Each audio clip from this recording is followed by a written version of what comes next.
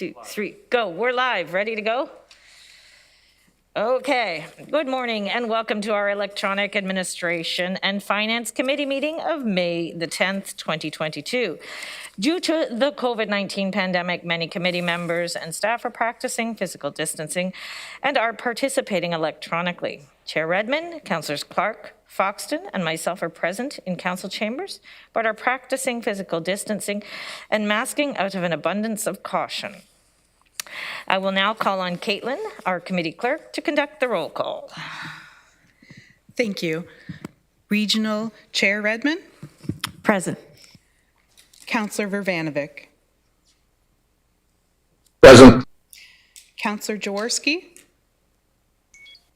Councillor Clark. Present. Councillor Jowett. Present. Councillor Erb. Present. Councillor Nowak. Present. Councillor Kiefer. Present. Councillor McGarry. Councillor Armstrong. Present. Councillor Harris. Councillor Shantz. Councillor Strickland. And Councillor Foxton. Present. And we have regrets from Councillors Lawrence and Galloway. I'm trying, guys, I'm trying. There we go, got it. It's done. Thank you for that. Are we okay? Right. Okay, thank you. I'll provide the land acknowledgement. I would like to acknowledge that the land on which we gather virtually today is the traditional territory of the Haudenosaunee, Anishinaabe, and the Neutral people. We acknowledge the enduring presence of the Indigenous people with whom we share this land today, their achievements, and their contributions to this community. May we find joy in collaboration and gratitude in the teachings about the earth and our relationship to it. So that being said, I'm going to look to see if there are any declarations of pecuniary interest. Seeing none, I'm going to look to see, we don't have any presentations as of yet. Is that correct? No delegations. We'll move right to the consent agenda items. We have 2 reports listed on the consent agenda. Both are for information purposes only. So if there's a request and you wish to remove an item from the consent agenda, please indicate so now, as we will not take questions on the consent items unless items are requested to be removed from the regular agenda. The items listed on the consent agenda will be dealt with in one motion. Are there any items that you wish to discuss and have removed from the consent agenda? Alrighty, I need a mover and a seconder for the information to be received. Thank you, Councillor Armstrong. Councillor Foxton. Please use your buttons.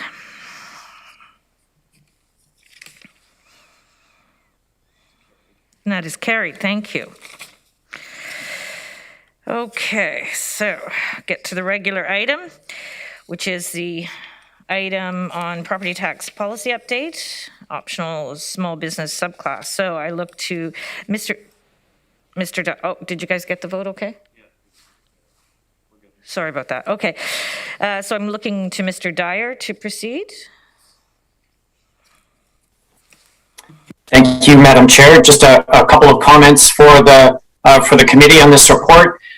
Just by way of background, the province had amended the Municipal Act some time ago now to allow municipalities to implement a subclass for small business. Staff have provided 3 or 4 reports on this since the legislation was approved. We received direction from committee last year to proceed with consultations with the business community. Unfortunately, we weren't able to get to those consultations last year. So we brought forward an update report back in January about the consultations we wanted to do this spring. We were directed at that meeting to bring back another report before going ahead with any consultations, and that's the report that is before you today. And I think at this point, Madam Chair, what staff are looking for is direction as to whether the committee wishes us to proceed with business consultations or whether that should be perhaps saved for another day. I would just say this is not This is not a one-time decision point. As long as those provisions exist in the Municipal Act, this is something that council could consider at some point in the future if it wishes. So some clarity and some direction today would be most helpful for staff. Thank you. Thank you, Mr. Dyer. I'm looking and I can see that Councillor Clark would like to speak. Please do so. Thanks. A comment as opposed to a motion or anything like that. I mean, I think, the report asks two questions. What problem exists that needs to be solved? And is the redistribution of property taxes from small businesses onto other properties the appropriate solution? And I think that staff have answered no to maybe I'm reading too much between the lines, but I don't see anything in the report suggesting that staff are answering yes to either of those things. And from my own perspective, my answer would be no to both of them as well. Okay, does anyone else have anything else they'd like to say? Okay, so can I have a mover for this motion? As recommended by staff. We don't really have a direction other than thanks for, we'll receive it for information at this time. Is that what I'm to gather from this, Mr. Dyer? So through you, Madam Chair, yes, it is an information report. From a staff perspective, if this committee could give us some clear direction as to whether you wish us to undertake business community consultations over the next few months or not. We're in your hands. We're prepared to do those consultations if the committee wishes to. If you wish to just leave this item as is and have the incoming council consider it at some point in the future, we're fine with that. We're just looking for some clarity on whether this is a priority for this committee. Much appreciated for that information, Mr. Dyer. So I'm going to look to Elizabeth. Sorry, Councillor Clark, do you want to? Are you okay?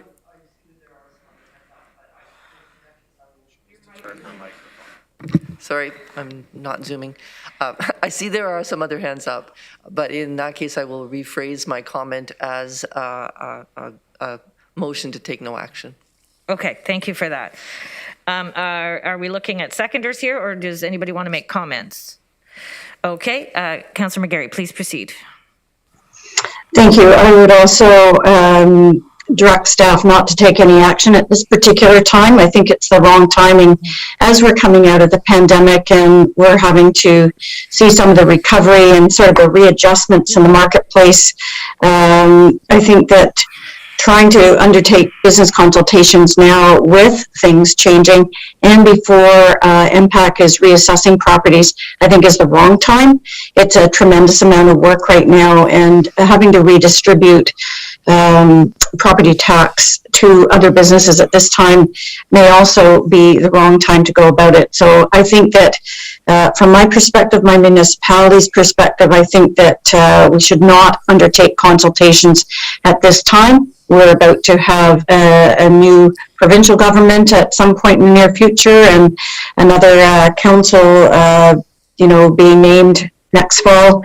I think that we should just leave it right now and not undertake any of the consultations until there's clarity around some of what the future holds in the reassessments and the new governments that will be formed. Thank you. Thank you. Councillor Shantz. I think Councillor McGarry expressed it very well. I think in the current situation with political changes, economic changes, that we really don't know, what the economy is going to look like within the next year, that we should hold off. Thank you for that. Please use your buttons to vote.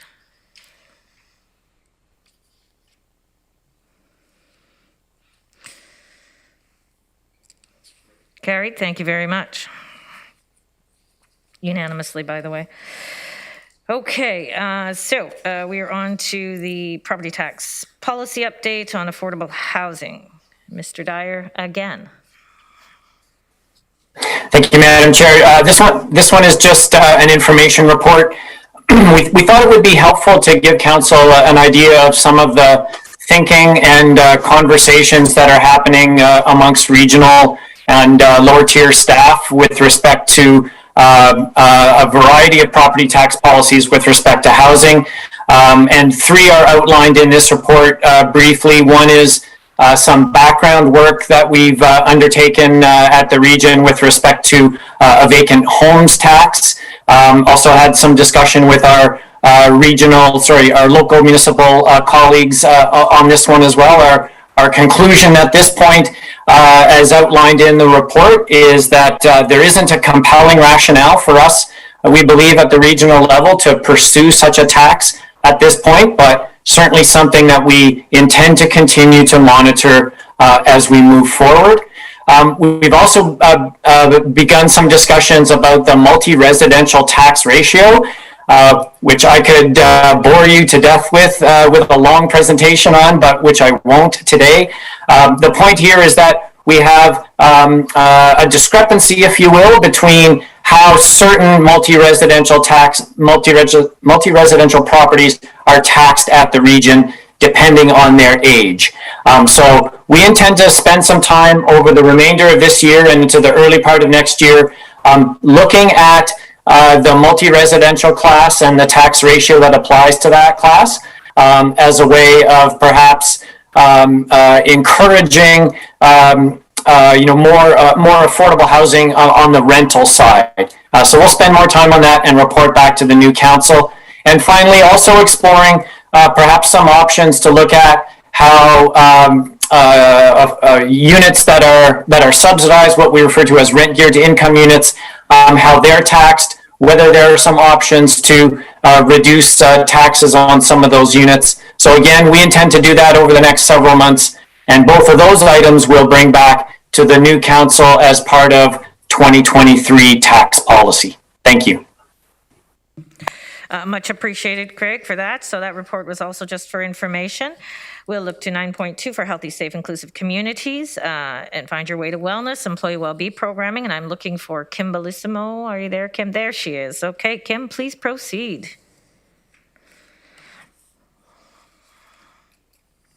Oh, you're on mute, Kim. Sorry. Sorry, thank you. Thank you, everyone. Good morning. And through you, Madam Chair, it's my pleasure to introduce to you our brand new director responsible for well-being and occupational health and safety.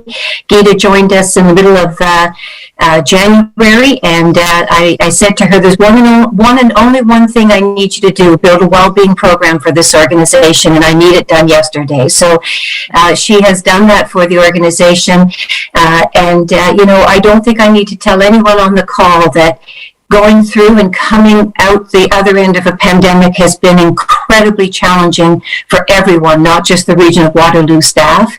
And our employees deserve a great well-being program to support them through this transition and moving forward.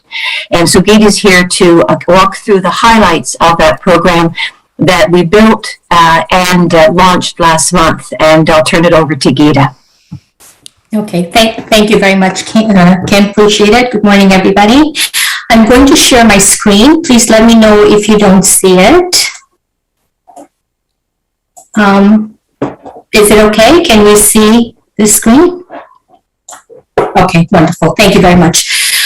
So Kim already spoke to the need for our well-being program. So we've all lived through a global pandemic, hopefully a once-in-a-lifetime experience. But what we are hearing from mental health experts is that the sharpest brunt of the mental health impact of the pandemic is likely going to be felt after the pandemic is over. So our priority right now is to support our employees in processing their pandemic experience, but then being able to walk out of this experience in strength and in resiliency. So what we did to inform the well-being initiatives that would best suit our employees, we conducted a few focus groups with our staff and our leaders. We spoke to our union executive. We looked at our employee and family assistance program data. We looked at our benefits data. And this is what we learned from our workforce. So this is we got from our workforce. So the first thing they told us is some of our employees are just tired and they are experiencing pandemic fatigue. I think many of us can relate to that. The other thing we heard from our is the request to augment and upscale our EFAP and our mental health benefits. We also heard from our employees that worked on the front line of the pandemic that the nature of their work put them at an increased risk of transmission. So they're asking for a higher tier of support. We also heard from our employees that they're looking for active trauma-based mental health support. They are not interested anymore in a paper that gives them a list of self-help resources. The other feedback we heard from our employees is that they're asking for support now. They don't want us to be looking at this program 2-3 years down the road. They're asking for active support now. The other feedback we heard from our workforce is that they are looking for an omni-channel delivery. So they're asking us to offer the services in person, online, in an app format, over the phone. So that's, they want to be able to access the services when they need them, how they need them. So we spent some time really taking this feedback to heart, and we have put together a program that speaks to almost everything our employees asked for. And this program is called Find Your Way to Wellbeing. What we've done within this program is we have bucketed the needs of our employees into 4 large buckets, and every one of these buckets has specific initiatives associated with them. So the first bucket that we have is recharge. So this bucket speaks to the fact that our employees are telling us that they have pandemic fatigue. They're telling us that, the boundaries between home and work life have been blurred during the pandemic. And they're just asking for time to reflect and to recharge and to recenter. So the initiatives that we are offering regional employees under, Pillar 1 recharge, we're asking our employees to please not host meetings on Friday afternoons unless they are really urgent. And this will give our people, a little bit of a break from meeting fatigue. It also gives people the opportunity to catch up on all their emails and reports and all that kind of stuff at the end of the week. The other thing we're asking our workforce to do is host their meetings in 20 or 50-minute minutes, because what it does then it buckets little mini breaks between meetings. We're also asking our employees to try and end our meetings by 5 p.m. so that people can start their home life after 5. Also asking, our staff not to organize meetings during lunch hours, so people get a true break during lunch period and they can actually grab a snack and get up and stretch. We're also asking our workforce to try and not to host meetings or send emails after hours. So all of this is intended to support a work-life balance and allowing our employees to disconnect from work after work. So that is all Pillar 1. So under Pillar 2, we are focusing on the mental health of all our regional employees. And so let me share with you some of the initiatives that we're going to offer under Pillar 2. So the first thing we're doing is we are providing all employee groups that have access to benefits an immediate temporary enhancement to mental health benefits. So this will include all groups receiving at least $1,250 in mental health benefits for 1 year, and this will begin May the 1st. So it started last week. We are also looking at mental health benefit provider type restrictions being lifted. So now employees can access broader service providers, and these will include psychologists and social workers and psychotherapists, clinical counselors. So there is a lifting of what kind of service providers you can access. The other initiative under Pillar 2 that we are very excited about is a pilot service called People Connect. We are piloting this for 1 year, both for employees and their families. And it's a program that provides a free consultation, and then it provides, subsequent sessions with counselors, and you can get therapy for up to $75 an hour. This is a significant advantage because when you are looking to access therapy, you're often looking at about $225 as a starting plus point. But with People Connect, our employees and their families can access additional therapy if they need it at $75, so which is incredible. The other initiative that we're going to offer under this pillar is, we're going to offer resilience and coping sessions, which these are sessions that are going to be offered as group unburdened sessions by hospital-based mental health clinicians.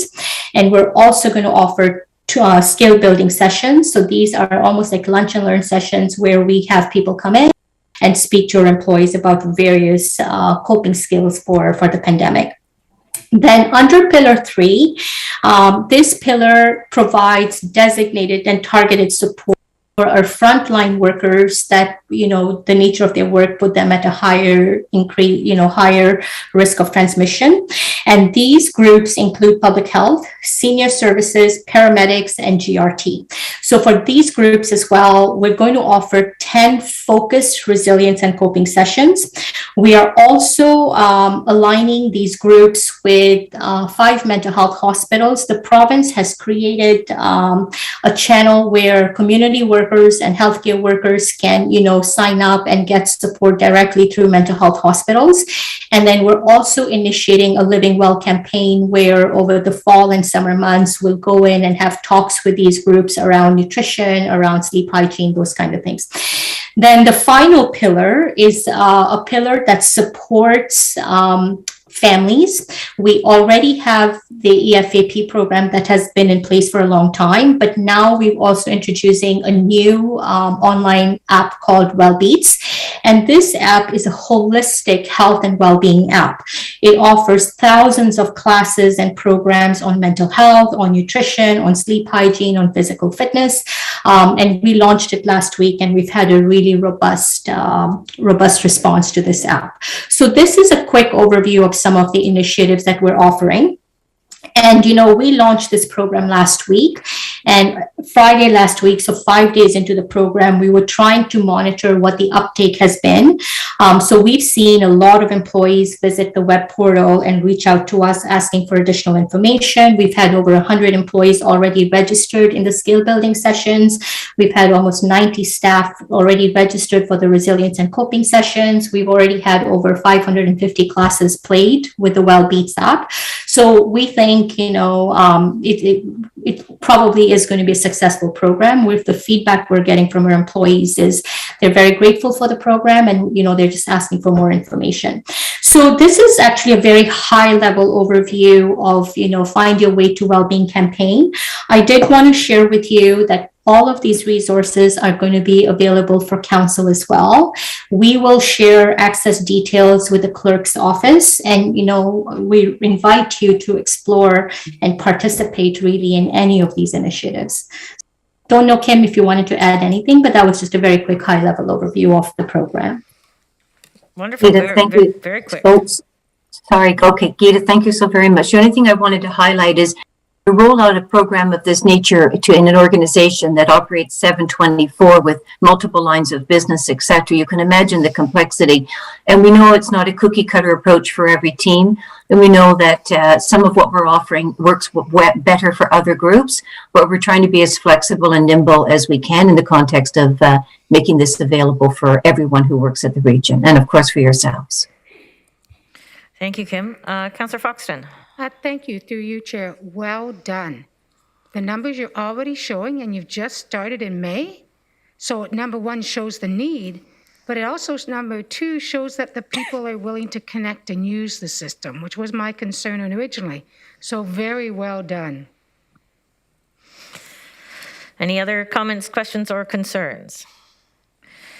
Okay, so that is received for information, so I appreciate that. Thank you again, and thank you. Welcome to the team.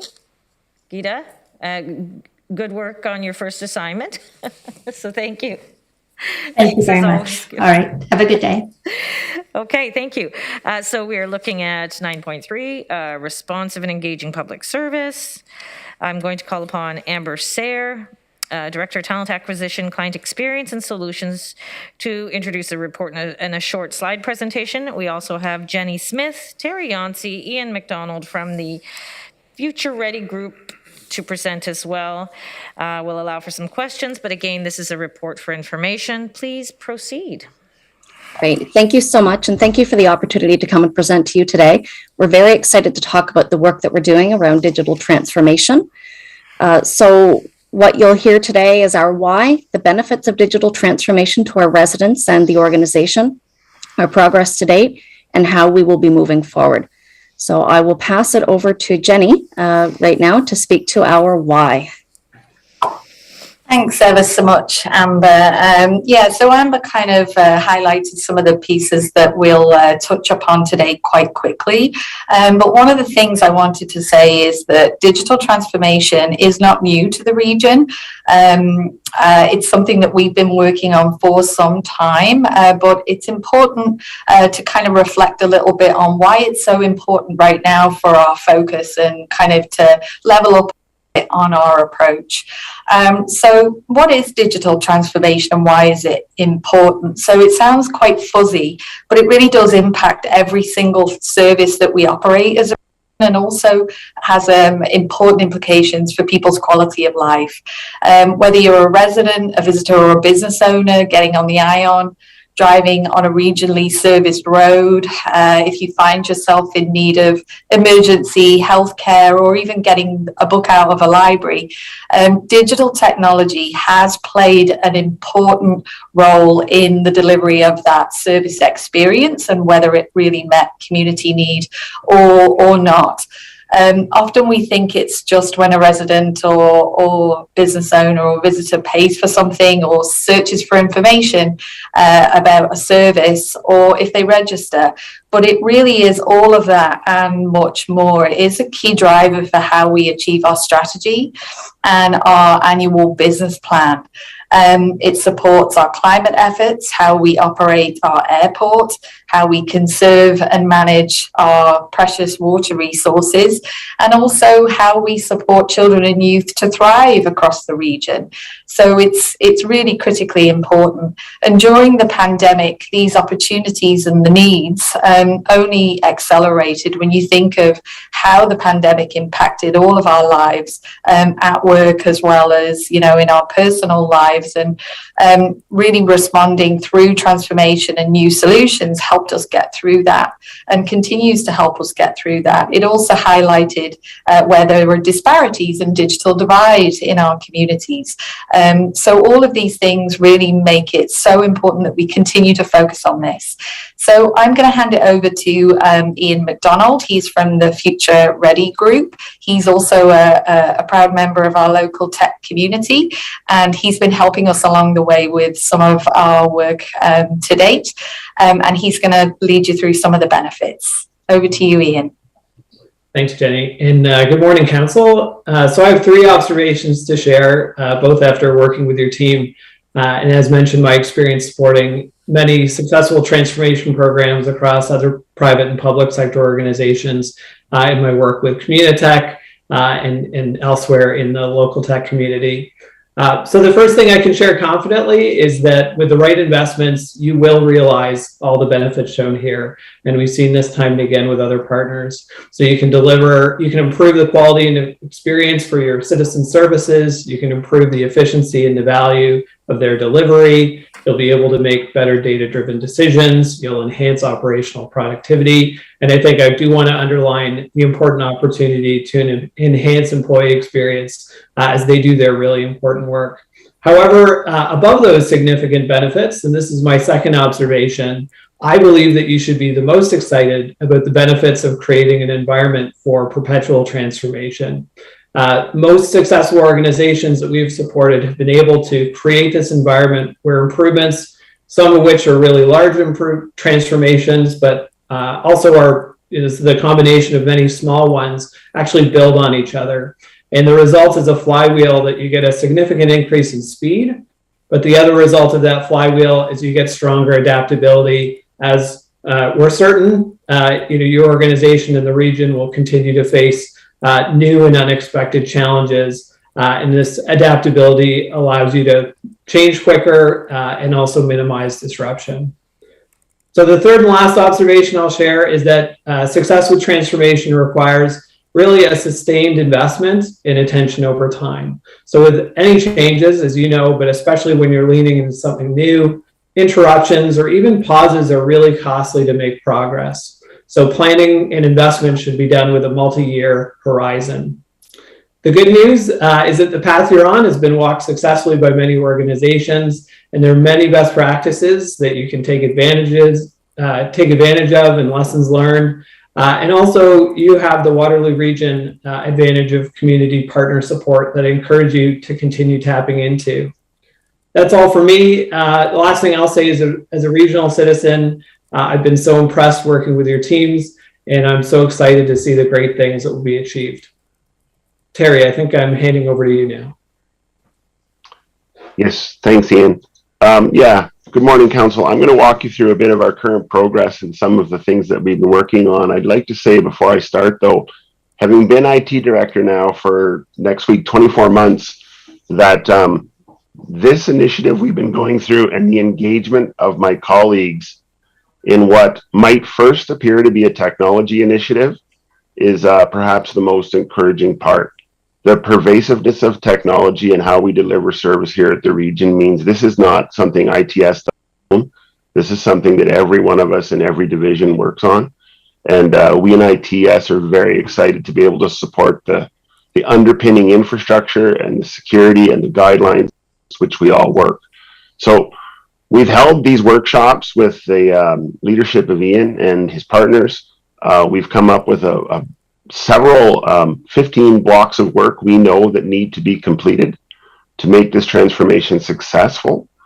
And we're now working on getting 4 or 5 of these initiatives kicked off with the help of some third-party partners where we can get some support and funding that we've received through the provincial government.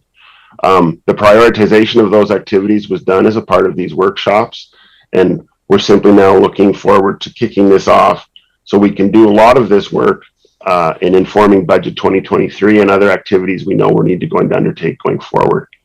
We're also looking at incorporating other areas where this work is ongoing. For example, the work being done in Smart Waterloo region, the work we did last year around advanced technologies, work that we've been doing throughout the pandemic in automating processes, whether it be in our AP processes, our digital signature approval processes, or even modernizing the way in which we produce electronic agendas here for council. There's a whole host of this type of work going on, but I think the really encouraging part is how we're tackling it as a corporation, and we're not just leaving it to an individual division to make sure that we're able to gain these successes. So what I'm going to do now is pass it over to Amber, and she's going to wrap up and talk about our path forward from here. Great. Thank you so much. So we know digital transformation is about better resident services and outcomes, increasing the insights from data, driving innovation, and finding efficiencies by strategically leveraging technology. So this is much more than just a technology project, but it is completely enabled through the services that ITS and Terry and his team supports. So to undertake this work, we will be undertaking a large community service experience survey to capture resident and client input, understand what works, what doesn't work, and where the pain points are. We will engage our internal staff in driving the changes needed within the processes and programs. We'll undertake a technology review, which will look at areas for investment and modernization to ensure that we have an innovative and nimble technology platform to support this digital transformation now and into the future. We'll also look at other jurisdictions and thought leaders to explore the art of the possible, understand some non-traditional areas for digitization beyond what we may have traditionally considered. And we will also look to redesign our work with a human-centered focus from the perspective of the resident and client to ensure that we have improved access and experience of our services moving forward. So with that, we will thank you for your time today and open it up for any questions. Perfect. Thank you so much. I'm looking to see if there are any questions or comments. Oh, thank you so much to all of you. What a great presentation. We're looking forward to the journey with you. It's very exciting to see government change like at this kind of a pace. So thank you very much for your presentation. And we'll move to our financial part of the programming, which is always our favorite, isn't it, Mr. Dyer? Well, I can only speak for myself, Madam Chair. Please proceed. Okay, thank you. And if with the committee's indulgence, I'd like to just say a few words about the next 3 items on the agenda, which we'd like you to consider as a interrelated package of bylaw updates that we're putting forward to the committee for consideration. One is an update to our financial management bylaw. Another is an update to award limits and some housekeeping items with respect to our procurement bylaw. And then we have a third one, which is an update to the delegation of signing authority bylaw and the repeal of a number of pieces repeal of a number of other bylaws. So what I'd like to do is just speak briefly to each of those, and then we can go back and deal with them one at a time, if that makes sense. And with the committee's indulgence, I am going to share my screen here. And I know you've received a lot of information today. This is relatively brief, just a couple of slides on each of the reports. So we'll go through this relatively quickly. And if I can just get a confirmation that you can see that on full screen. Excellent, thank you. Again, so very briefly, so the first question, of course, is like, why are we doing this? Why are updated bylaws in front of you today? And a number of different reasons. Some of these bylaws haven't been looked at in some time, so language needs to be modernized and updated with respect to the procurement bylaw. The region's budget and capital project budgets in particular have increased significantly over the last 5 or 6 years, which suggests we should look at our limits. There are certain cases where we want to, let's say, speed up the award of contracts to ensure the uninterrupted delivery of regional services, and also to ensure that we can get started on contract work with respect to our capital projects as soon as possible. And you can consider all of this as part of a continuing effort to improve our corporate governance practices across the region. And then finally, it allows council then to remain focused on corporate and community strategy, which we'll talk about in each of the next 3 items. And then just to be clear, what isn't changing is, we believe we found a good balance here between, from an accountability and transparency perspective, that also continues our practice of regularly reporting to council, specifically on the award of regional contracts.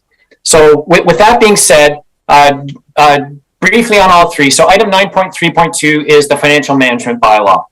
And this is really all about updating and modernizing the language. It's been a long time since this bylaw has been looked at.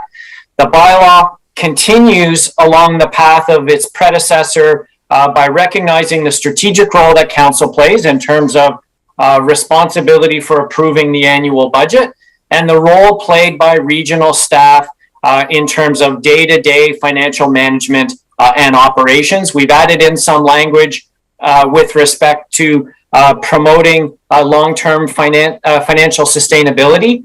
And when I think about kind of the main, maybe the most significant changes in the new bylaw as compared to the old one. So first of all, a lot of language updates that generally reflect the practice, our periodic financial reporting practice that has evolved certainly in the 10 years that I've been at the region, and in the time since the bylaw was last looked at in 2005. Recommending that we consolidate authority for the writing off of accounts receivable into this bylaw. It's been a separate policy in the past. We think it fits well in here. And we are recommending that authority for the CFO to write off be increased from $2,500 to $10,000. Council approval of anything over $10,000 would still be required, and we would continue our practice of reporting on write-offs in the early part of each year. It also reflects, what we've described here as like the long-standing practice of how we fund capital projects. And, every year we look at how our capital projects are funded. If we've incurred a small amount of costs, rather than debt financing small amounts, if we have the amounts available in the reserve, we typically look to that. And we also make adjustments where needed with respect to federal and provincial gas tax funds based on eligible expenditures on various projects. And then finally, we had some provisions in Bylaw 95020, which were very outdated with respect to the issuance of regional debt on behalf of the region and its lower tiers. And so again, we've updated, modernized that language, and then consolidated it in the financial management bylaw.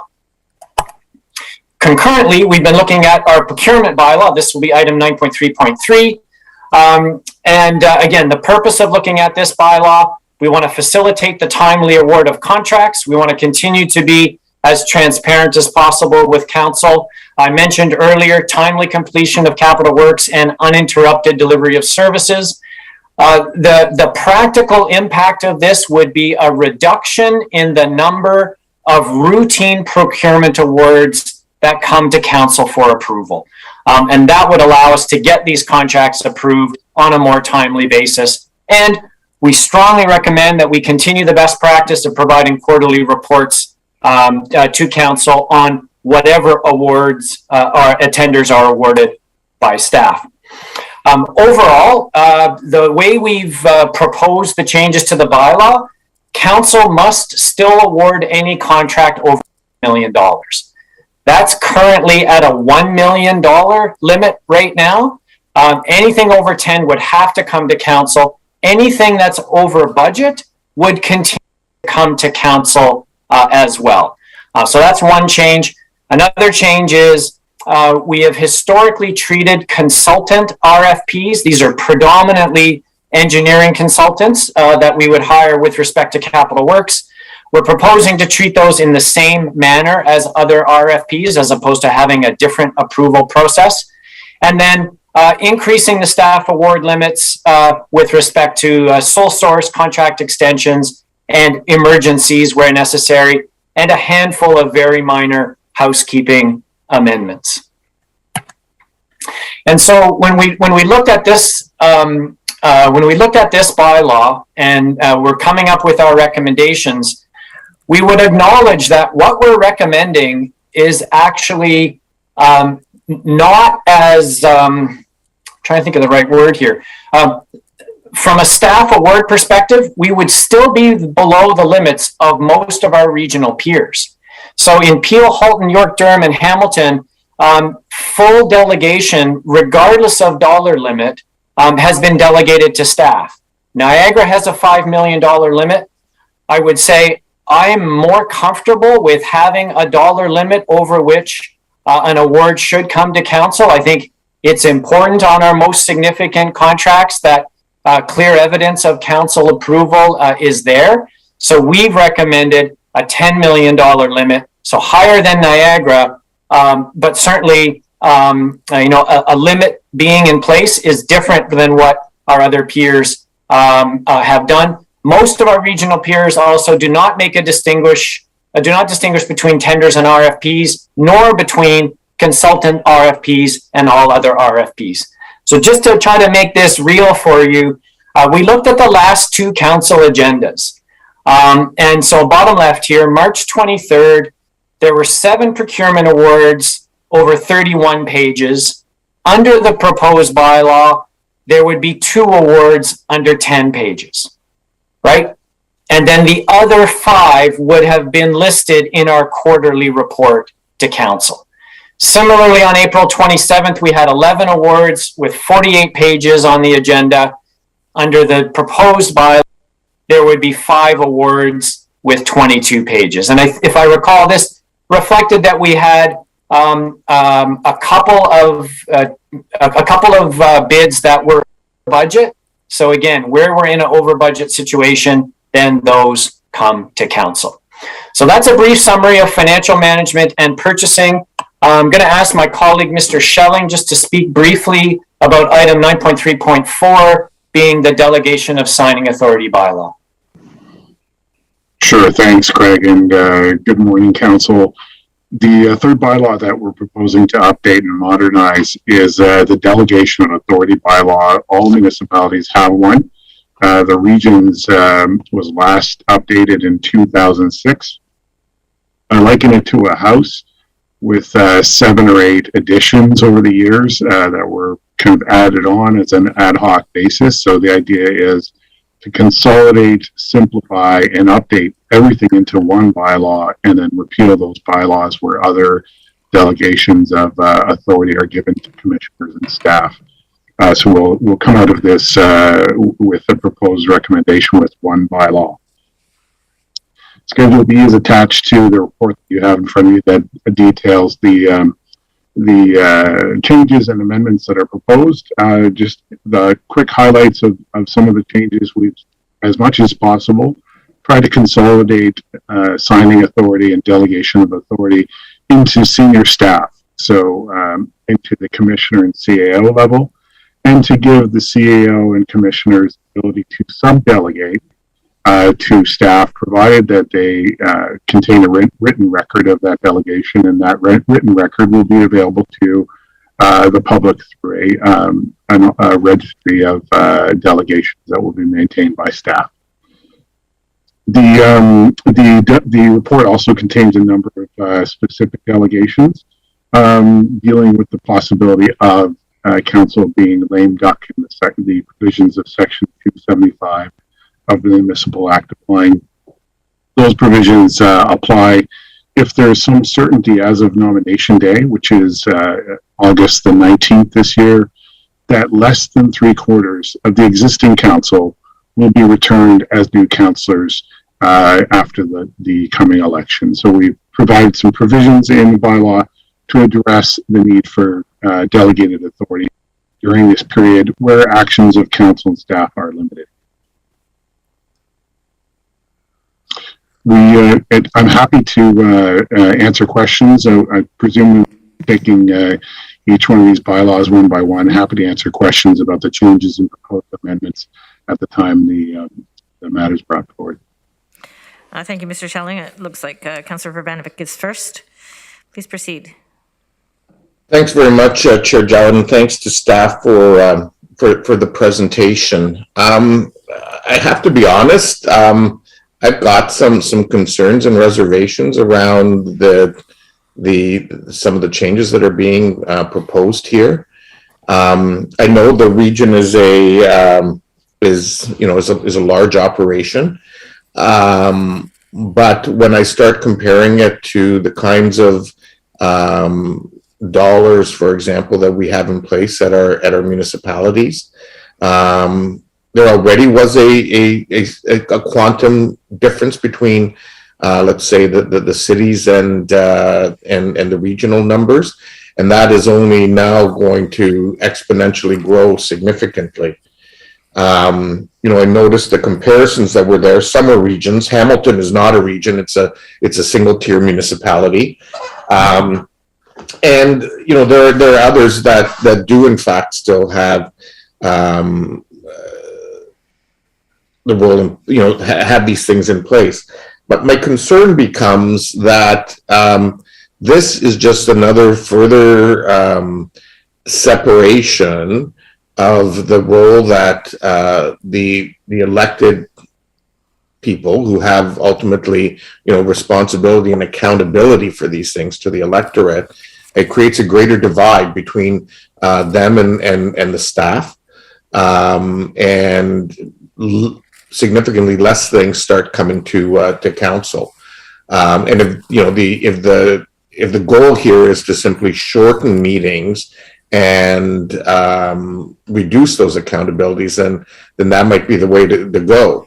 But if the goal is to really to continue to have best practices and ensure that the council of the day has the appropriate processes in place for oversight, then I'm not sure that this is this is the direction that I can support. To be honest, I can't support the direction that's being proposed today.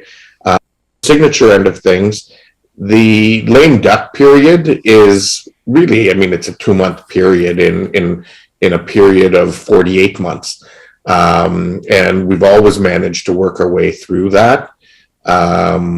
You know, I'm not sure again that, and without having maybe deeper clarity on what would stay with requiring council and the chair's signature, and I mean council's approval and the chair's signature, and what would be delegated to staff in more detail. Again, I'm not sure that that's a good direction to go.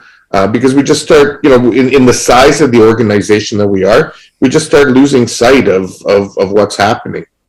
And I think the electorate are, quite frankly, expecting more of that. So those are my comments, Madam Chair. Thank you for that. Councillor Foxton, please proceed. Thank you, through you, Chair.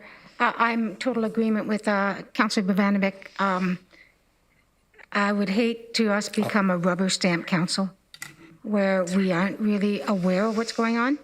A lot of projects come under, are at $10 million or around there. I know we have huge projects as well, but I think we can afford the time to look at what's happening and not take it off our plate. I think it's our responsibility. So in doing this, we can see it as time saving, but we can also look at our responsibility as councils and what kind of council we want to be and how involved we want to be. Not saying we're nickel and diming staff or watching over their shoulders, but we should be aware of what's happening in the region. Thank you, Councillor Foxton. Mr. Lochner, would you like to respond? Yeah, thank you to both those comments. I think there's a big misunderstanding if that's what we took away. And I think Craig and Jeff, if we've confused members of council, I think it's worth going over that. We actually thought it was the opposite in the sense of, if we think of examples of all the consent agendas where there isn't discussion, this would allow time for the larger items that we do have discussion, as Craig tried to present. This does not mean the information isn't coming to council. It simply means a portion of this would be delegated, but we would for sure report back on RFPs, we report back on tenders, and this is only for things that council has already approved within the budget. So I just wonder, through you, Madam Chair, if Craig could give examples, because I wouldn't want to have council think that this is less accountability or rubber stamp. The intention is actually the opposite, and I think we haven't done a good job explaining that if that's the conclusion that's been drawn. I appreciate that, Mr. Lochner. Craig, would you, Mr. Dyer, are you there? Yeah, there you are. Okay, could you help with some clarity here, please? Certainly, and to perhaps reinforce the comments of Mr. Lochner, this is, I think, from a staff perspective, this group of reports and bylaws before you today is about much more than speeding up council meetings. I would say that's maybe a byproduct, if you will, and certainly, not the intention is not here to reduce accountability. The purpose of this is to make sure that we've got procurement bylaws, financial management bylaws, delegation of signing authority bylaws that match an organization of our scope and size, right? So we're up to $1.5 billion almost on the revenue side every year. We have a long list. If you go back through even the first 4 council meetings from this year, there were many reports on that agenda, which I would say were of a routine nature. And really, there was no policy issue, there was no budget issue. We were awarding to the lowest bid. And in many of those cases, there was a time sensitivity. So that extra week or 2 or 3 sometimes that are needed to get awards in front of council would be very valuable in terms of getting those projects started. And again, I think we were very deliberate in our view that the regular reporting to council was a key factor here. right? And so it would certainly be our intention to regularly report back to council with respect to awards, bids that were awarded by staff. A couple of examples. If we think back to the Northfield Drive award a couple of years ago, $100 million project. We had a number of compliant bids awarded to the low bidder. Everything was in budget, no issues. That still comes to council. And that's where I do believe that there does need to be a limit over which that needs, bids do need to come to council. So I think, again, we're trying to find that balance here to make sure that we can operate efficiently, effectively as an organization, but also that we're accountable and transparent to council and the public. And we hope that through the combination of these three bylaws that we've achieved that goal. Okay, appreciate that. Councillor Vanovic.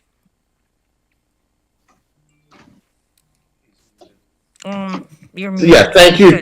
Thanks for that additional feedback from both Mr. Lochner and Mr. Dyer. But to be frank, even if these items are appearing on our agendas as items not for discussion, but for items to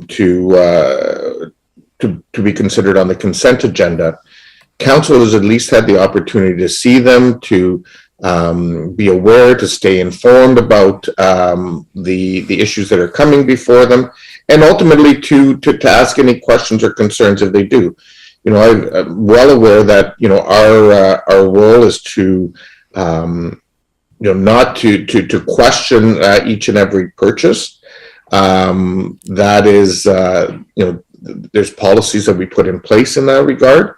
But when those aren't appearing before us on a regular basis, council increasingly, there's a growing disconnect between the work of the organization and the council oversight of the organization. And I think that starts to become potentially extremely dangerous and runs against, we're not a provincial government, we're not a federal government, we're the order of government that's closest to the citizens and where accountabilities are expected.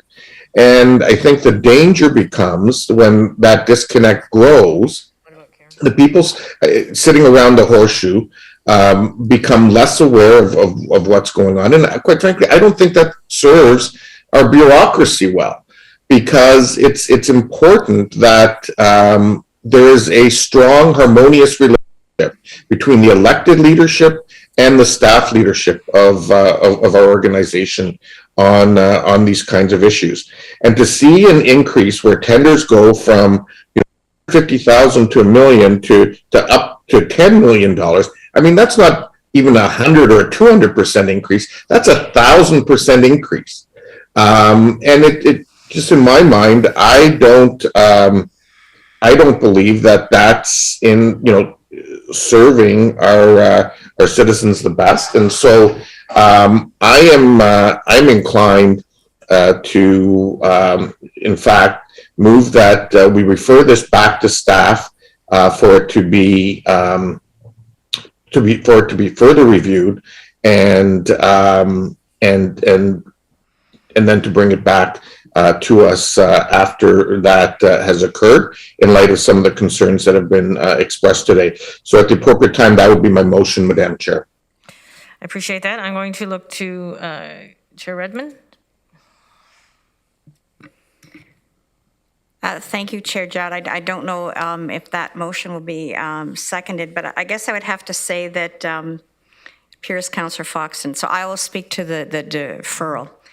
I found this very informative. As somebody who sits regularly at the Marco table, which is the mayors and regional chairs of Ontario, I have to tell you, we are an upper tier municipality, and I actually took a great deal of comfort from the comparison to other municipalities when this came forward. There's great relationships here, and there's a great collaboration. So I guess my question would be, why are we throwing the baby out with the bathwater? I think there's a lot of very good steps in here in modernization, and I would ask us all to think back on the pandemic when we looked at new ways of doing things And I remember the former CEO saying to our purchasing agent, if something is up to $1 million, just do it. We need PPE. They were unusual circumstances, but it worked well. The checks and balances were there, and it served our community well to be more nimble. So I think there is a lot of thought that's gone into this. I think there's been lots of good consultation, and as already been pointed out, we are an upper tier municipality. We have a huge budget, and we do very big tenders. So I think that this is in keeping with the quantum that we deal with as a region. Comments have been made about the growing disconnection, and I guess I would challenge that. I think that we have been very accountable, and I would not vote to defer this unless there was further clarification on exactly what we would see coming back. I think this is a timely report. I support this report, and again, associating with the mayors and chairs of single-tier and two-tier municipalities, I think this is in keeping with, it's actually a little bit more prudent than others, and I think it's very defensible. Mr. Lochner. Okay. Sorry, Mr. Dyer? Oh, if I may, Madam Chair, just a point of clarification. I just want to make sure that that the report was clear. The current limit for staff awards is at $1 million. So anything over $1 million right now will come to council, whether it's over budget or not. Anything under $1 million, as long as it's within budget and meets other criteria, is eligible for a CAO award. So that's the limit. It's that $1 million limit we're proposing to increase to 10 million. If council is of the view that that is too significant an increase, then some direction to staff on what would be appropriate, that would be helpful. Thank you. Much appreciated. Councillor Foxton. Thank you. That's basically the gist of what I think Councillor Vanovich's motion was, that he would like it looked at a different figure. I agree with him. 1 million, we've had 1 million for my 8 years on this council, and it should be moved up. 10, I think, is, in my opinion, too high. I'm more comfortable on the 5 range, and I'll tell you why. A lot of projects can fall in that $10 million range, and we lose concept of, we only look at the big business then, and I'd like to be in connection with almost all of it. But I'm comfortable with 5 if Councillor Buvanavik is willing to adapt his motion to 5. I would second his motion then. Thank you, Mayor Foxton. Councillor Buvanavik, would you like to speak to that again? Well, I don't personally think that, we're going to make the best policy on the fly around the horseshoe in terms of looking at these numbers. I think staff need to go back. I would like some more information around specifics, and not just looking at, the sort of listing a few regions. I'd actually like to see a bit of a comparator chart around these issues, and also best practices around this. I too sit on around the table with single tier mayors, not just in Ontario but across the country, and I know accountability is a significant priority for not only elected officials but also for citizens across the country. And it's important that I believe that we ensure that we're not biting off more than we can chew in terms of the changes that are proposed here, and potentially creating I think a disconnect that's not going to serve the ratepayers of the region of Waterloo in the best possible way. So I would still like to see this referred back. I'd like to see some additional work and dialogue and consultation done on this. There are some changes that are being proposed Also with respect to how we handle things like getting debt and the role that the region plays in terms of the lower tier municipalities. I'm not sure how much dialogue has happened in that regard. Staff may want to comment on that. And, you know, I just think that this is at a point where we're, I think it's more than, quite frankly, is reasonable. Thank you. So Mr. Lochner, or shall I go? Yep. Okay, directly to Mr. Dyer, please. Thank you, Madam Chair.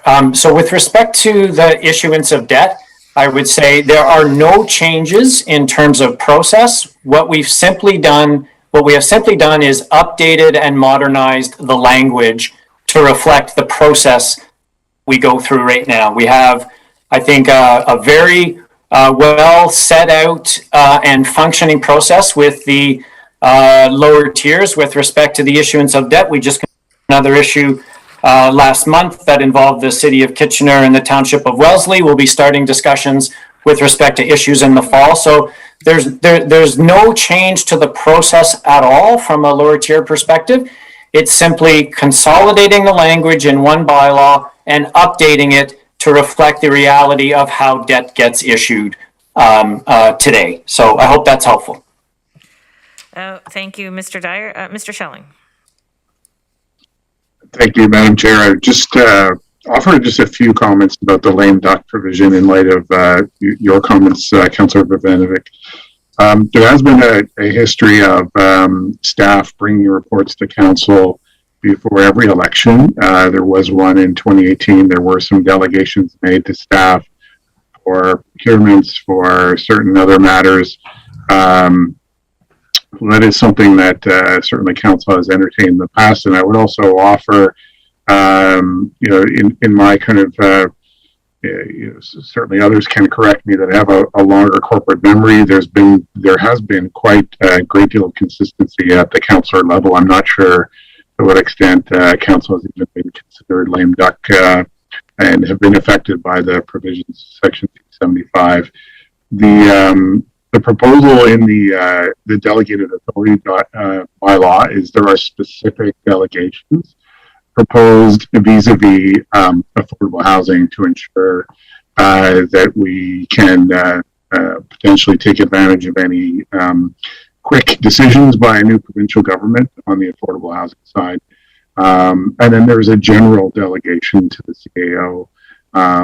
Restricted actions are essentially expenditures or property acquisitions above $50,000 of the creation of a new liability, that all of which are unbudgeted, so outside of the 2022 approved budget.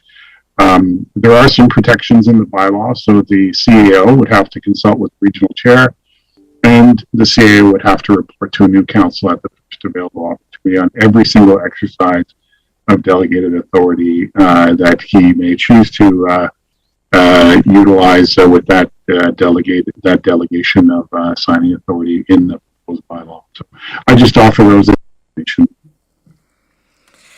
Thank you, Mr. Schelling. So if we could seek some clarity here, Councillor Urbanovic. So I'm getting an assessment here that you're looking to defer or refer, I'm not sure which word used, the purchasing bylaw award limits and housekeeping amendments. Are we taking these three separately, or yeah, we're taking the motions separately. So is that the one that's of concern for you? Certainly, I mean, there are concerns in both, but that is certainly the bigger of the two. And the motion was that it be referred back to staff, that additional work be done looking at these issues, you know, acknowledging some of the concerns that have been expressed here, as well as providing more detailed information in terms of comparisons with other municipalities, including those who are part of the region, as well as ensuring that you know, we get some additional information from a best practice point of view for example, from the, whether it's our auditors or accounting, authority, those kinds of folks. And so that would be the referral. And then staff would bring it back at an appropriate point in time. And I would ask actually that that be a recorded vote as well. Councillor Foxton, you're still seconding that? Okay, so just to be clear, can we put that particular motion up, the one that we've just addressed? 9.3.3.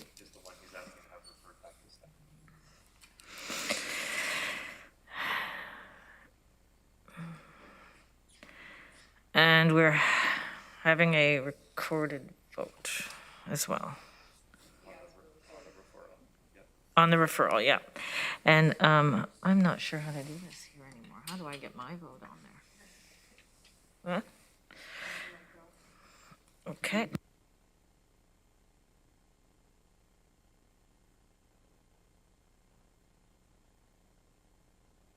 And to be clear, the other part of the motion was, I said, to reflect some of the concerns that have been expressed at committee today.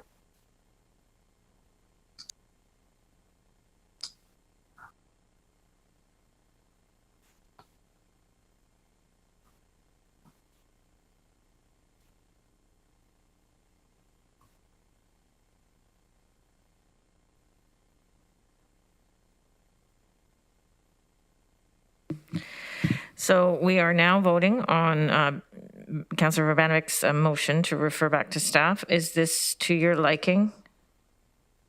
Are you satisfied with that motion as written? Yes, but again, I'll just reiterate what I had said is that that staff also considered some of the input and concerns that have been expressed, in bringing it back, that have been expressed at committee today. Sorry, but can you clarify what those concerns are specifically for us, Councillor Urbanovic? Well, again, the quantum, the potential for disconnect between council and staff, and the overview and the oversight between by council of the work that's being conducted at the region. I mean, to be clear, we have a large corporation. I have no concerns around, the day-to-day operations. I mean, if somebody's going out and, buying $10,000 worth of office supplies, I don't think we as a council need to have oversight of that.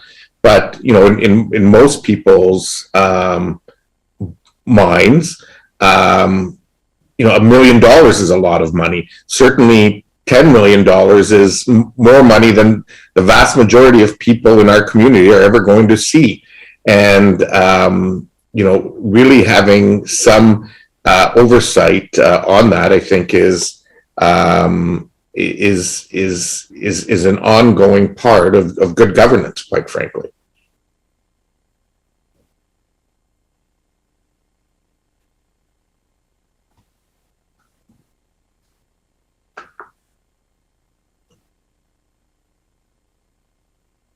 Such as financial oversight. Thank you. Thank you. I see Councillor Nowak, you have your hand up. Would you like to speak to this motion in front of us? I'm just wondering whether this motion has actually been seconded or not. Councillor Sue Fox. Well, she had a condition there that the amount of the allowable approval would be 5 million as opposed to 10. I just need some clarification on that. I wasn't sure whether this has actually been seconded. I appreciate that, and I did get the nod, but you may not have seen it at home, so make sure that we get that again. Thank you, Councillor Nowak. So that motion is seconded. And we are now proceeding with a recorded vote. Thank you, Chair. Chair Redmond. Opposed. Councillor Urbanovic. In favor. Councillor Jaworski. Councillor Clark. In favor. Councillor Jowett. In favor. Councillor Erb. Councillor Nowak. Sorry, Councillor Erb. Opposed. Councillor Nowak. Opposed. Councillor Kiefer. In favor. Councillor McGarry. In favor. Councillor Armstrong. Opposed. Councillor Harris. In favor. Councillor Shantz. Opposed. Councillor Strickland. Councillor Foxton. In favor. And Councillor Galloway.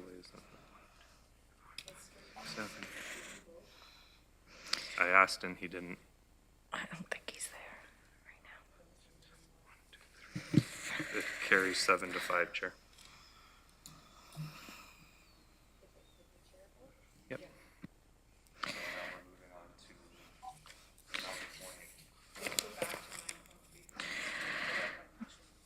So the financial management motion, which is 9.3.2, we sort of moved out of order there. So we are looking to for a motion for that particular.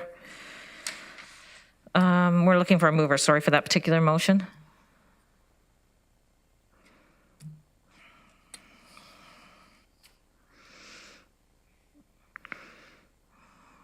Oh, okay, so. Chair Redmond has her hand, Madam Chair. Oh, please proceed. Oh, you're moving it. Oh, sorry. And seconded. I'm looking for a seconder for that motion as well. Councillor Clark, thank you. Any discussion? Please use your buttons. Sorry, just to be clear, which one are we? 9.3 point? This is the 9.3.2. Okay, thank you.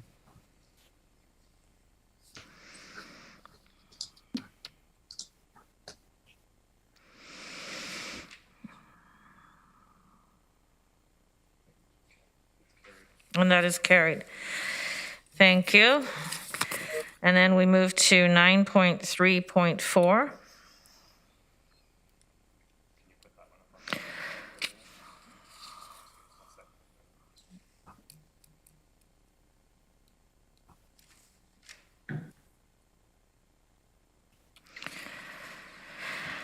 And there it is before you. Yeah, I'm looking for a mover and a seconder. Thank you, Councillor Foxton. Looking for a seconder. Thank you, Councillor Harris. And please use your buttons to vote.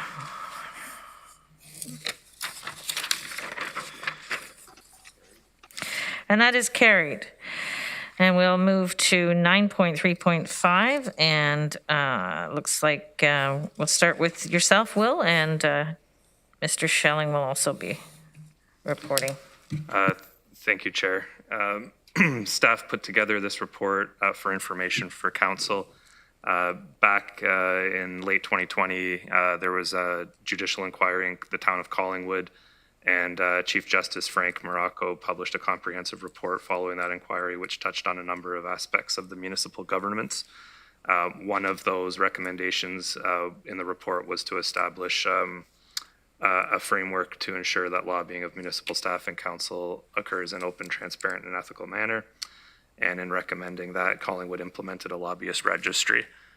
We brought this forward to council to give staff some direction as information. And that's what we're looking for today from council. So thank you, Chair. Thanks so much. Are we proceeding with Mr. Schelling or going right on to, okay. All right, so we'll commence with Councillor Foxton. Thank you.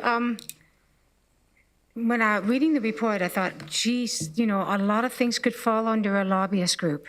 And it could be, for instance, the number of groups right now that are anti-aggregate, and all of a sudden, we're going to put them under a list. I think it gets really messy.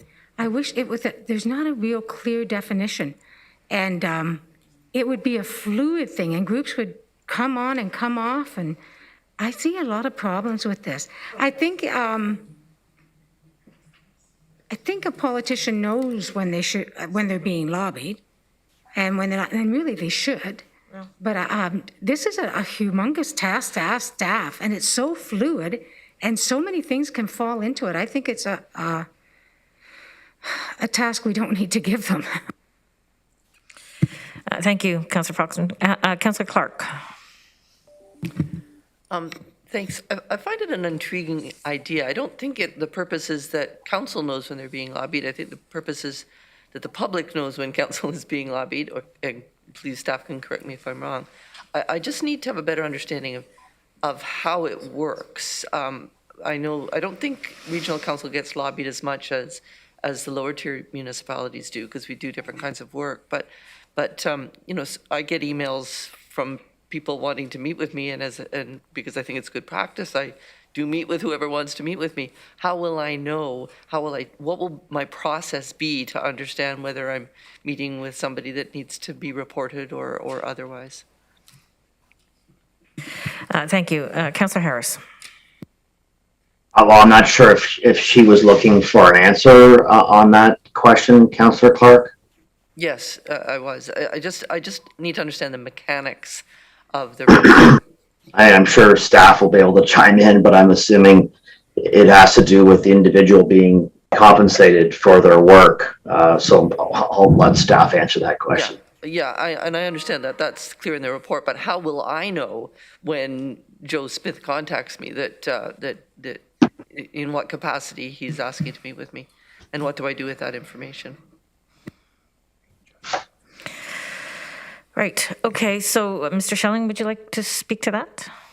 Sure, I can, and that's a good question, Councillor Clark, through you, Madam Chair. So the common element of any system would be a clear definition of what is a lobbyist and the exclusion of who is not a lobbyist, and it's up to the onus is on the person doing the lobbying to declare. There are a lot of decision points for council. This report is information.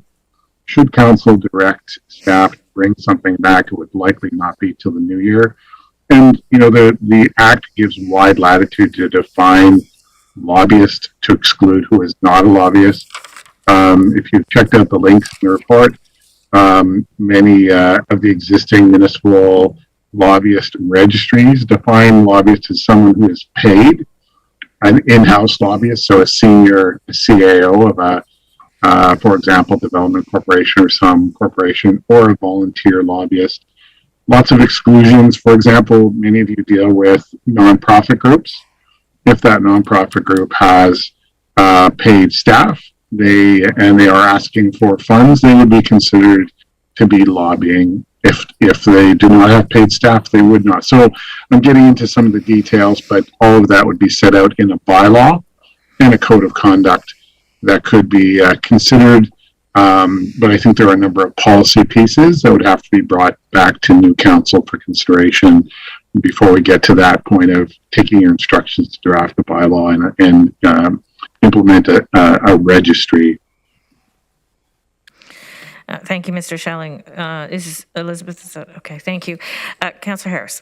Yeah, thank you, Chair Jowett. I do appreciate the report done by staff. Again, I know it's for information.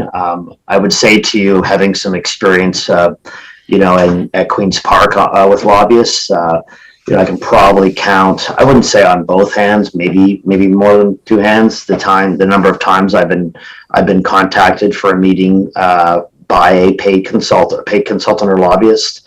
I would say and echo perhaps comments by Councillor Clark that the lower tier municipality locally perhaps would get more of that, just simply due to the nature of the business they conduct. So at this time, I would say to you that I would wait until we see more activity, perhaps. And I would say also for council that isn't aware of a lobbyist registry that, the big difference here is that, we do allow for public delegations to come to speak to council. Oftentimes when I am contacted by organizations, it's often that they'll also be in either a public meeting or a committee meeting. That is a forum that we allow, unlike perhaps Ottawa or Queen's Park. There is no particular form other than committee on a particular to be able to come and have their say. So they would need to meet with, those representatives behind closed doors, where we do have a much more public engaged process, which I do think alleviates the need for more activity with lobbyists directly with the elected officials here at the region. That's just my experience based on having spent some significant time at Queen's Park. So that's my 2 cents. I'll leave it at that, Chair. And thanks again for staff for the information. Appreciate your comments. Chair Redmond. Thank you, Chair Jowett. I've too have had experience at the federal level, so I would agree with Councillor Harris that these are in place. And also, I'd like to thank our clerk, Will Short, for bringing this forward. This was recommended by a judicial inquiry. This is about transparency and accountability. And I would say that I am in favor of this, but I would really be interested in having staff liaise with area municipalities, because I think Councillor Clark brings a very good, important point forward, which is to have a lobby registry at the regional level and not have one in the 7 area municipalities will probably be a very missed opportunity. But I would have to say that I have been contacted by lobbyists in the role of chair. I have been contacted by lobbyists when I was a councillor. So it is occurring now, and I think the public has a right to know. And again, the onus is on the lobbyist to register, not on councillors to say, have you registered as a lobbyist? So I think this is a step forward in the sophistication and the complication that continues to evolve at the municipal level. And I would ask that staff undertake to liaise with area municipalities to find out their willingness and their interest in being part of a lobbyist registry. In the interest of efficiency, would you like to make that a motion? I would make that a motion, Madam Much Chair. appreciated. I'm looking for a seconder. One moment. Councillor Clark, could I go ask the question, or would you like to speak, Councillor Foxton? I'd like to speak, please. I think there's some more speakers too. I see Councillor. Yep, I see now there's another. Yeah, so if I went by Mr. Schelling saying, so that would mean the YWCA would be a lobbyist. That means United Way would be a lobbyist. That means a lot of charitable organizations that we work with would be lobbyists. Now, we have a policy at the township that we are not to receive any donations or anything from any organization that has business that is works at the township. So let's say we build our second ice pad. You cannot donate to that second ice pad if you have something on the Planning Act or hope of development down the road, because then that's seen as, it can be looked at as a bribe. So that's one of the policies we have in. I think transparency would be very difficult with this if they register as, so you meet with the YWCA, you meet with the United Way, So I think it gets a little messy. But again, staff may have parameters that it may work. So I'd be interested to see that. All right, Councillor Verbenovit. Thank you. So obviously this is an area and a topic that's been raised in other municipalities from time to time, although there really is only a handful of them that have moved forward on it. For some of the concerns and considerations that have been raised and identified.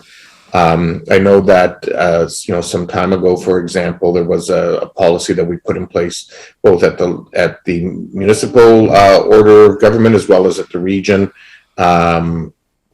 around gift and ticket policy and so on and so forth to ensure that there was transparency on that front. Certainly, I think this is an area that deserves further attention for the reasons that the chair identified.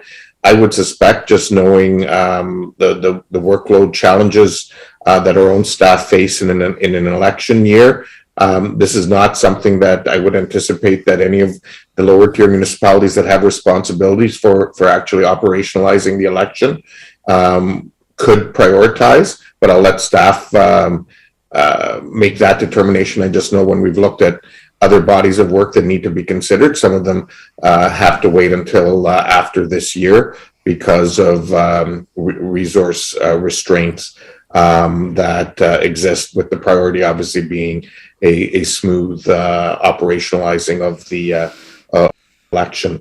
And so in moving this motion, I would hope two things. Number one, that this is not something that we're expecting to see turn back in a matter of weeks.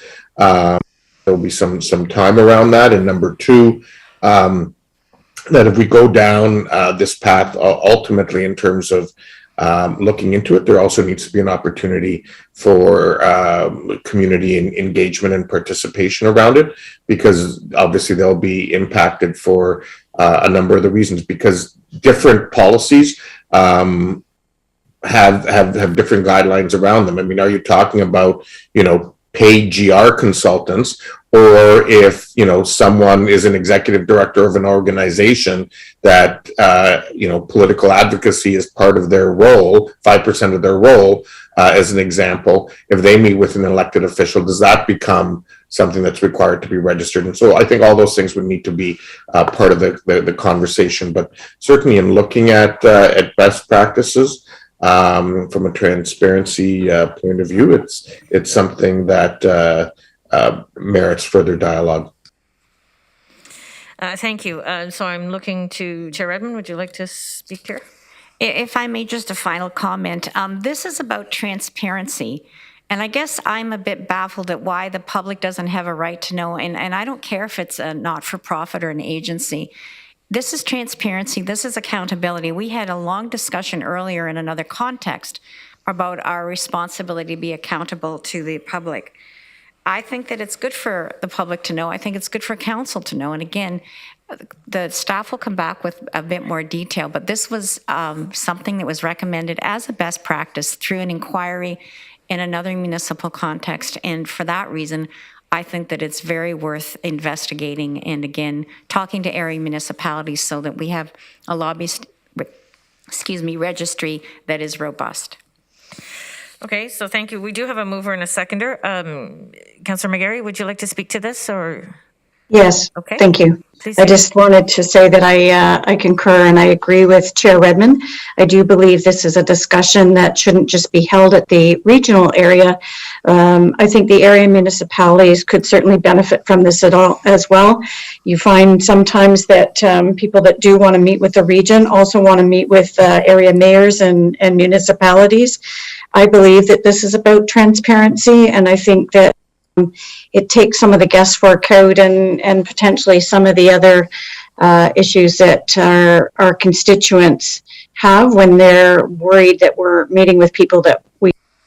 I think this is an area of accountability, and it is more transparent. So I think that there would be fewer questions potentially from some of our constituents. So I would be fully in favor of seeing some more work done on this, and to actually involve the area municipalities in this work. Thank you. Okay. So Julie, would you put it up on the screen for us, please? Thank you. And there, would you agree, Chair Redmond, that is the change as you see it? Okay. And so we have the mover, Chair Redmond, and Councillor Clark, and I'm looking for you to vote with your buttons.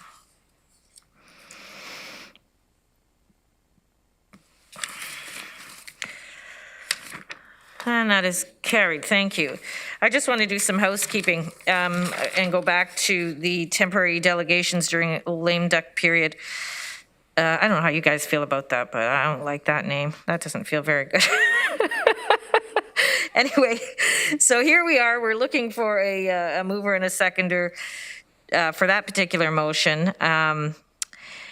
And it's a fairly lengthy one, but I think you guys know which one we're referring to. The regional municipality approve a bylaw to authorize and govern the delegation of signing authority on behalf of the regional municipality of Waterloo, and to repeal the bylaw 18-036 as outlined in the report dated May of 2022. We do have that in its fullest to show you. Would you like to see it up on the screen, or? Julie's going to put that up for us now. Thanks, Julie, because it's a long one. All right, and I'm looking for a mover and a seconder for this particular motion. Councillor Clark, seconded by. Where are you guys? Well, come on. Thank you, Councillor Shantz. All those in favor, please use your buttons. And that is carried. Thank you. Right. Okay, so back to where we were. Oh, we're getting through this. Good. Okay. So, any information or correspondence? No other business? Next meeting will be June 7th of 2022. We need a motion to go into closed session, and we'll have a 30-minute break.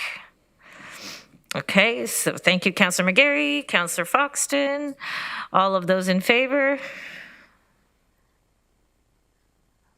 And that is carried. Thanks, everybody. We'll see you in 30 minutes, which will be... Oh, motion to adjourn, please. Don't go yet. Councillor McGarry, Councillor Armstrong, all those in favor? Okay, get some lunch. See you soon. 30 minutes. So that'll be 1:01. Stay on this link.